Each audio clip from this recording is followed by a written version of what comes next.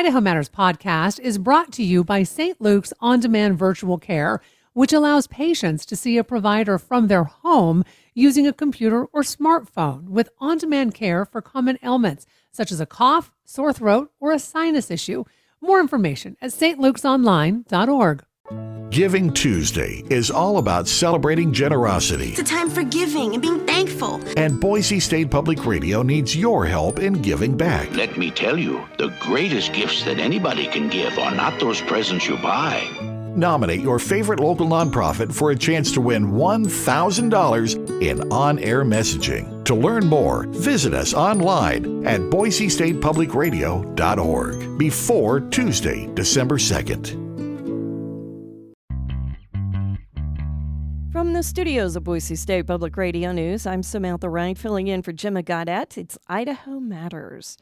You've heard of the ghosts of Christmas past, present, and future. Well, Ballet Idaho, Boise Contemporary Theater, and LED have their very own triple lineup of Christmas performances that rival Charles Dickens' beloved tale. BCT is handling the past with a performance of All Is Calm, the Christmas Truce of 1914. It's a docu-musical based on a true story from World War I. Ballet Idaho is handling the present with their magical production of The Nutcracker, with a little help from the Boise Philharmonic. And LED is looking to the future with an updated version of The Nutcracker. It's an original production called The Rat King, and it looks at this classic story through a burlesque-inspired lens. So here to rattle the chains and take us on our Christmas journey are Lauren Edson, Artistic Director with LED, Benjamin Burdick, Producing Artistic Director with Boise Contemporary Theater, and Garrett Anderson, Artistic Director with Ballet Idaho. Merry Christmas, everybody. Thanks for being on the show. Thank you for having us. Yeah, thanks for having us, Samantha. Thanks so much. Okay, let's start with the ghost of Christmas past. Benjamin, tell us about All Is Calm, the Christmas Truce of 1914. This is a true story, or based on one, right? It is based on a true story, yeah. And I want to say first and foremost that we do this, excuse me, in cooperation with Opera Idaho. So they are Nice. co-producing it with us.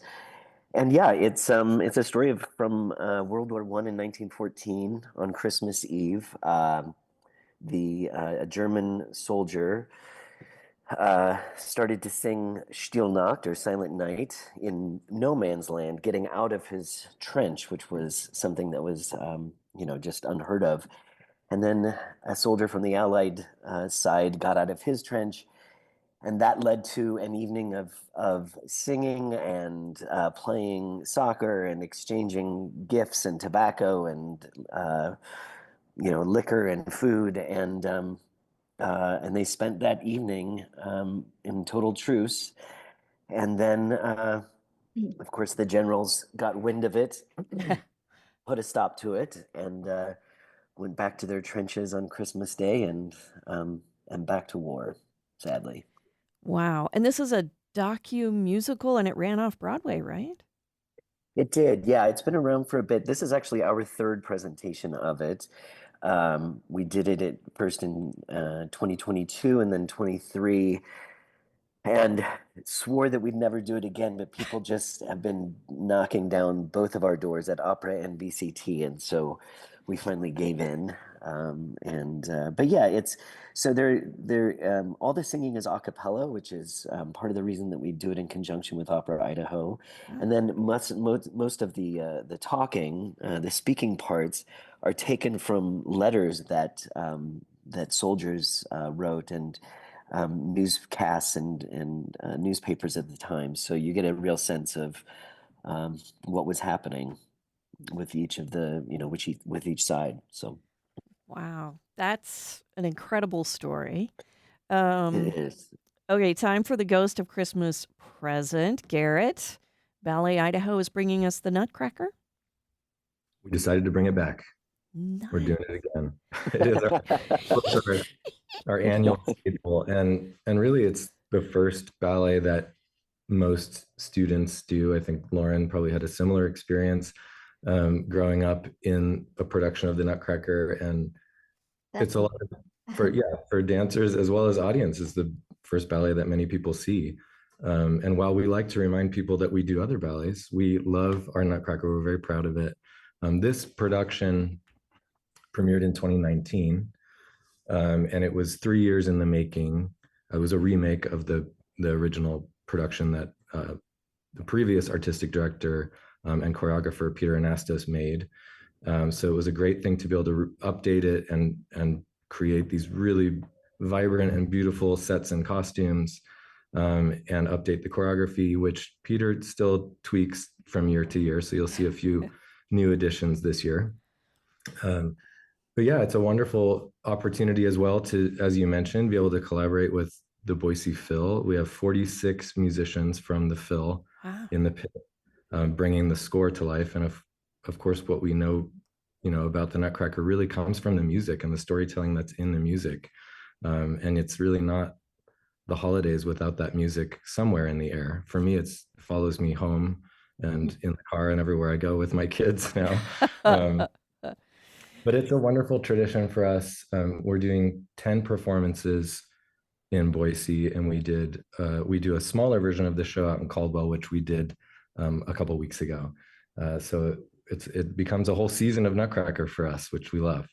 Well, and as you said, this is something that a lot of folks who dance do for the first time, but it's a great way to get people maybe not familiar with ballet into watching ballet and maybe getting into it.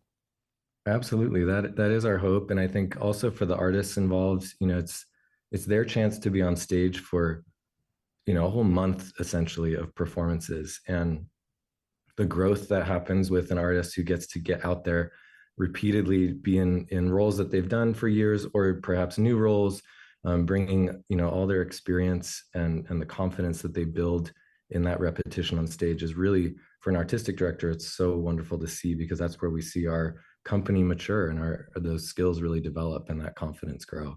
So there's really nothing like it in the ballet landscape in the United States anyway. This is really the show that we get to come back to and build on and build our artistry in. So it's a wonderful opportunity. And we've got the Ghost of Christmas Future with an original production called The Rat King. Lauren, tell us about this reimagining of the Nutcracker. Yes, this has been so much fun for us because, as Garrett says, I too was very much immersed in the Nutcracker growing up, and it really was such a classic and so important for young dancers. And for us, we've taken a deep dive into the lesser known figure of the Rat King, because he really doesn't have a very prominent role within the Nutcracker, but he is a larger than life figure. And so my husband, Andrew Stensis, who is the co-founder and musician and composer within LED, we took a deep dive into the history of the Nutcracker and actually looked at the original writing by E.T.A. Hoffmann, which came before Dumas's writing. And so there's a lot of curiosities around the Rat King and the figure that he is. And so we've adapted that source material into our own story that also has some cheeky humor and a little burlesque, which is always fun for the holidays. And it's all our in-house band. Andrew's written all the original music, played live by our amazing LED band. And we've got all the amazing divertissements that happen in the Nutcracker as well. We have aerial artists, tap dancers, singers, and so it's a real extravaganza, if you will, celebrating the Rat King. Okay. Lauren, I reread the Hoffman book every couple of years, and I can't wait to see what you imagine, because it's such a strange book. Oh my gosh. It truly is, and it's quite dark, and so we're it's been so fun though to dive into that story. Oh, wow. Okay, so we've got just about 90 seconds left. I want to ask each of you, how much are you looking forward to bringing a little Christmas entertainment to the stage this year? Benjamin, start with you. Yeah, I mean, we love the holiday time and celebrating with our patrons and with the BCT family. So looking forward to it. And I'm also looking forward to seeing, both LED and Ballet Idaho's offerings. If these are two of my favorite people from two of my favorite organizations in town, and if you don't know LED's work or Ballet Idaho's work, you're doing yourself a real disservice. Get out there and see it because it's always incredible. Garrett, Oh, back Garrett, at you, Ben. Thank you. Garrett, real fast. Yes, I mean, we love the Nutcracker. It is really important to us, and we celebrate it every year. And we hope that more and more families make it their tradition. I also have missed All Is Calm the last 2 times because of the Nutcracker schedule, so I can't wait to see it this year. And as I said, I can't wait to see what Lauren and Andrew have imagined with the Rat King. But yes, and I will throw out too, and this is probably true for both BCT and LED. If you are going to get tickets, please go to our websites. Don't get scammed into a third-party resale. We really had problems with that. So just wanted to plug that information really quick. And we're gonna be sure to put everything on our website. We've been speaking with Lauren Edson, artistic director with LED, Benjamin Burdick, producing artistic director with Boise Contemporary Theater, and Garrett Anderson, artistic director with Ballet Idaho, about their upcoming performances, including All Is Calm, the Christmas Truce of 1914, the Nutcracker, and the Rat King. We'll put it all on our website, including all the dates.